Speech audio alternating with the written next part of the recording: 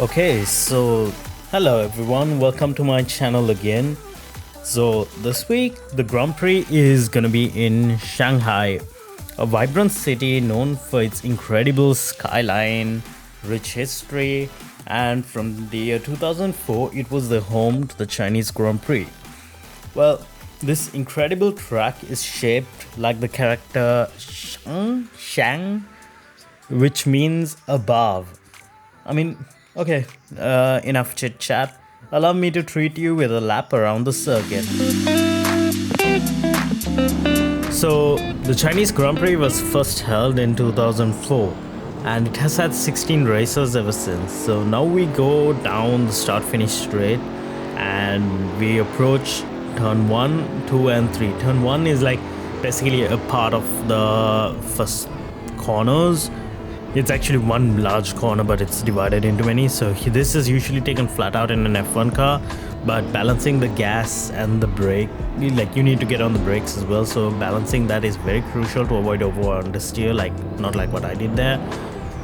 And yeah, exiting this is very important because at the end of this straight is a very good overtaking opportunity for most cars.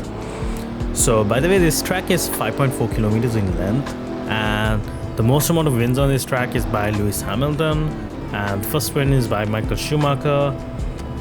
And wait, at the end of this straight, the track opens up to a series of S-shaped corners, and it's usually taken flat out on an F1 car because of the high amount of downforce. You can't obviously do it in this. You have to watch out your gas and balance the car through it like that.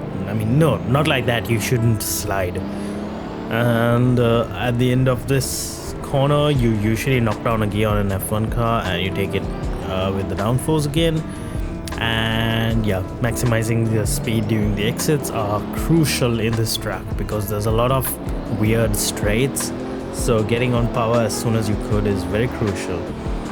So this corner that we are approaching now is like a NASCAR style exit, like a banked exit, but except it goes left and right both. And straightening up your car to get on power as soon as you could is crucial here in order to get your top speed as soon as you could, because this is the first DRS straight on the track. So by the way, this track was also built on a marshland with over 40,000 stone pillars first put to strengthen the foundations because, it's obviously hard to build a racetrack on a marshland. And, well, okay, we're already at the end of the straight.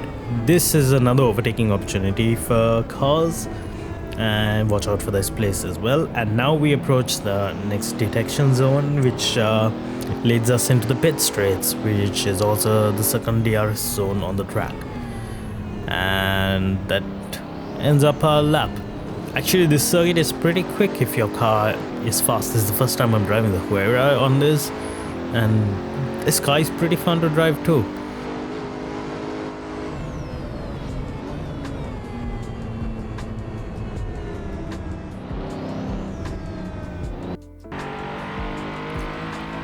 Okay, so that was awkward me talking to you around what it looks like around the track. So, well, here is the new slimes heading into the weekend. There's not much this week. So, first, the biggest news is Fernando Alonso's contract was extended. So, this puts the driver market in a very weird position right now, It's like we expected something really cool and now we are just getting some wet porridge. Nothing wrong with porridge, I like porridge, but it's not what you expected, You expected a cool feast, but it's a bit disappointing. But we still have a few storylines to follow, like there's Carlos Sainz. We're not sure where he's going, but there is a huge rumor that he might have already signed with Mercedes, but they are still negotiating terms because Carlos wants a longer term contract and Mercedes does not want to give him a long term because I think they are putting all their eggs in Kimi Antonelli, the little kid. And yeah, so Mercedes is the new Ferrari. This is really, really weird. And also, I saw a weird. I'm not sure if this is news exactly or if it's a rumor, but I did see a video of Tactical Rab last night. And in his video, he said that Adrian Newey was spotted in Italy around Ferrari HQ. So take that with a grain of salt. If that happens, Ferrari might be building the ultimate team. And I mean, Adrian Newey did tell once that he always wanted to work with Lewis Hamilton and with Ferrari, and now this is like, a dream coming together. Because if Ferrari is building a dream team, I feel like, okay, based on recency bias, I think they did kick out the wrong driver, but I did think Charles's performance last weekend was spectacular. I know he didn't finish ahead of Carlos, but his time management skills were chef's kiss. So that's all about the news. So let me get on to the... Well, I forgot, this week is a sprint weekend. I mean, from 2019 onwards, there were no racers in China. So during the COVID season and everything, and now that it's gonna be back with the new car regulations, what do these guys decide to do? They decide to make it a sprint weekend. I mean, it's gonna make things interesting for the viewers, but terrible for the teams because they have no data regarding ground effect cars there. Especially because you might remember the drain covers that came out. That is a genuine concern because, like, Checo had brought it up. I don't think he was joking. I'm pretty sure he was seriously concerned because these ground effect cars, if you do not know, they suck a lot of air from the ground in order to bring the car down. This might be like, it's like hundreds of kilos of suction happening in a place. I mean, it is in pressure. So when it comes to pressure, I'm not 100% sure how much pressure that suction force generates. Wait, was that correct physically? I'm sorry, I did study in German, so sometimes I might use some weird terms. So yeah, there is that concern. So the cars will be tested on one testing session. Hopefully no one gets killed by a drain cover this time. And yeah, okay, so let's get on to my predictions. So for the sprint weekend, this is going to be the weekend format has changed. So there's going to be practice, sprint qualifying, sprint race, Parc Fermé opens. That means cars get to change setups, and then normal qualifying and race.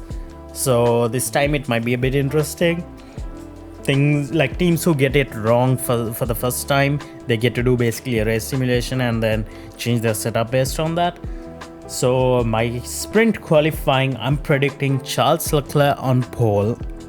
It never happens, by the way. My predictions never come true, but let's see. And P5 is going to be for the sprint race, Charles Leclerc. And P4, Fernando Alonso, because I feel like the Aston is doing good. Their upgrades are doing fine. I mean, they didn't have the big leap they had last year, but they're doing okay. And number 3, I think Lewis Hamilton, I have a hunch that he might come back to be like, okay, I'm not washed. I was doing testing. This is the true me. He might legit come out for that. Or it might be the hope in my head, but genuinely he said last week was the first week he was not testing, and he took some damage, and that made him understeer and lose grip on the front. So he had tire deg issues. Okay, anyways, enough defending Lewis.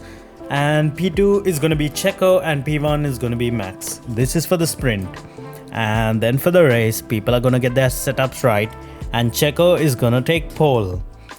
I know, weird, but stick with me. And then P5 is going to be Fernando Alonso, P4 Carlos Sainz, P3 Charles Leclerc, and then Sergio Perez and Max Verstappen, P1. So yeah, this is not too spectacular. This is all I went for, pretty boring predictions. Well, what are the things you could look out for this weekend? Well, there are a few storylines you should follow. Like, first is the inter-team battles. Like, this is pretty interesting to follow.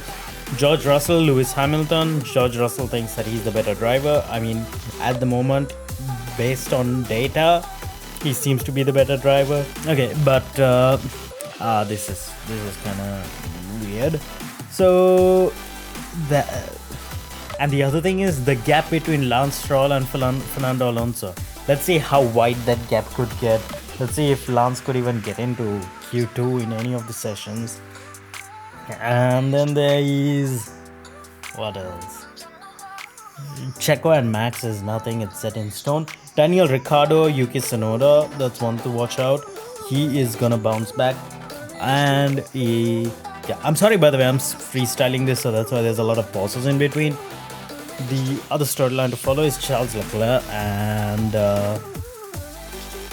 Carlos Sainz. I forgot his name for a moment, I'm sorry. Yeah, because these two guys are gonna be nipping at each other's necks, because Carlos Sainz is like hungry to get a drive, and Charles will have to prove the people saying that they chose the wrong driver wrong, or he will at least try to show that okay, we're both equally good.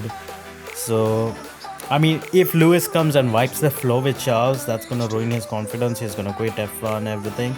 But if that's not the case, it's gonna be good for Charles. He might even have a chance at a world championship next year. So we'll see about that. Yeah, that's about it for this weekend. So looking forward to watching this first sprint race. I even forgot sprint races were a thing. So yeah, I'll see you guys at the end of the week with my driver rankings. So I'll see you guys. Have a nice day. Bye.